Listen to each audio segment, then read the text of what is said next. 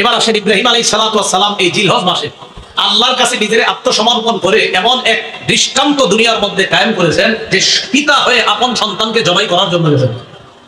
সূরা আস-সাফাত এই সূরার 102 থেকে 107 নম্বর আয়াত। এর আগে আরেকটা আয়াত আমরা জানি, সূরা বাকারার 131 নম্বর আয়াতে আল্লাহ বলেন, ইয ক্বালা লাহু রাব্বুহু আসলিম।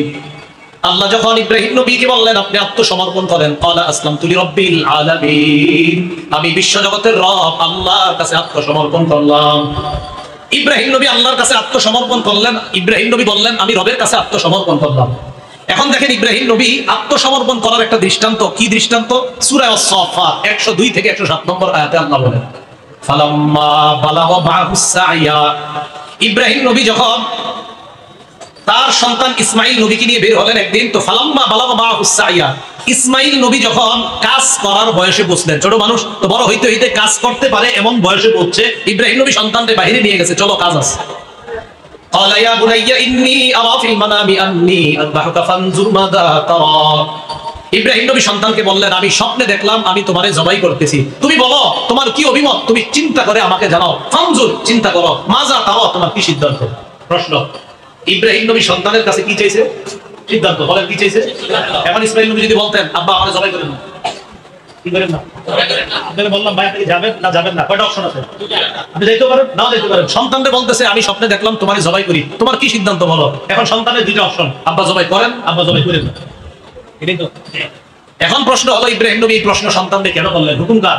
আল্লাহ। আল্লাহর হুকুম পালন করতে গিয়ে প্রশ্ন কিসের? আবার হুকুম পালন করেন। কথাটা বুঝছেন আপনারা? আল্লাহর হুকুম পালন করতে গিয়ে সন্তানকে প্রশ্ন করার কি দরকার? প্রশ্ন ছাড়াই তো জবাই করতে পারতেন, কারণ হুকুমটা কার? আল্লাহ। এখন মুফাসসিরিনে কেরাম সুন্দর কথা লেখছে যে ইব্রাহিম নবী সন্তান ইসমাইলকে প্রশ্ন করার উদ্দেশ্য এই না যে সন্তান যদি না বলে জবাই করবে না, আর হ্যাঁ বললে জবাই করবে, এটা না। হ্যাঁ বললেও জবাই করবে, না বললেও জবাই করবে, কারণ হুকুম তো আল্লাহ। নবী ইব্রাহিম শুধু সন্তানকে পরীক্ষা করতে চাইলেন, দেখি আল্লাহর হুকুম পালন করার ক্ষেত্রে আমার সন্তান ইসমাইলের আগ্রহটা কেমন। না আর হ্যাঁ অপশনের কথা না, হ্যাঁ বলো জবাই করবে, না বলো জবাই করবে, চাইলেন আমার সন্তান দেখি কি বলবে। ইসমাইল নবী জবাব দিয়ে দিলেন, আপনি কিসের চিন্তা করার সুযোগ দিচ্ছেন? চিন্তার দরকার নাই, আল্লাহ যা বলছে তাড়াতাড়ি পালন করেন, এখনই বাস্তবায়ন করেন।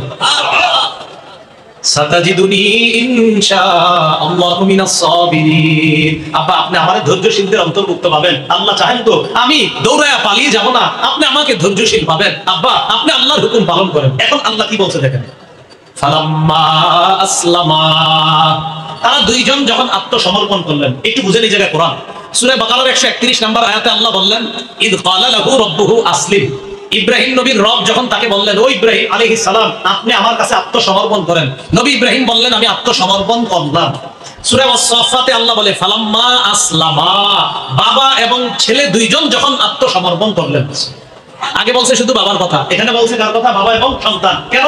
ওই যে বাপ সন্তানকে পরীক্ষা করে নিছে, বাবা তুমি চিন্তা করে দেখো, আমি স্বপ্নে দেখছি তোমারে জবাই করি, তুমি বলো কি করবো। সন্তান কাইফ আলমা তুমা, আব্বা আল্লাহ যা বলছে এটা পালন করেন। এখন আল্লাহই কোরআনের মধ্যে সিদ্ধান্ত দিয়ে দিলেন, ফালাম্মা আসলামা, বাবা এবং ছেলে দুটোই আমার কাছে আত্মসমর্পণ করছে। ওয়াতাল্লাহু লিল জাবিন, এবার ছুরি চালাইছে সন্তানের গলায়। এটা চিন্তা করেন তো, আপন বাপ আপন ছেলে, এরকম না যে সব, ছেলের গলায় ছুরি চালাইছে। আল্লাহ ডাক দিলেন, ওয়ানাদাইনাহু আইয়া ইব্রাহিম ক্বাদ সাদ্দাকতা রুইয়া।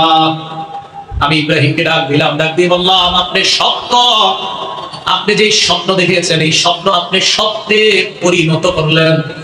আপনি স্বপ্নে দেখছেন সন্তান জবাই করেন, এই যে স্বপ্নটা এটা আপনি সত্যায়ন করেছেন। এখন একটু বুঝেন এই জায়গায় স্বপ্ন দেখাইছে দিয়ে। এখন স্বপ্ন দেখার পরে নবীদের স্বপ্ন ওহী, ইব্রাহিম নবী ছুরি চালাইতেছে কার হুকুমে? ইব্রাহিম নবীর আল্লাহ বলতেছে আপনি যে স্বপ্ন দেখছেন এই স্বপ্নটা সত্যে বাস্তবায়ন করছেন। দেখেন বান্দা একজন নবী তার স্বপ্নকে বাস্তবায়ন করেছেন, এই ঘোষণা এই সিদ্ধান্ত আল্লাহ জানায় দিয়েছেন। আপনি স্বপ্ন যেটা দেখছেন এটা বাস কার্যকরী হয়ে গেছে। ইন্না কাযালিকা নাজজিল মুহসিনিন। আল্লাহ বলেন এইভাবে আমি ভালো মানুষদেরকে পরীক্ষা করি। মনে রাখবেন আল্লাহ কুরবানি চান, কুরবানি নেন না।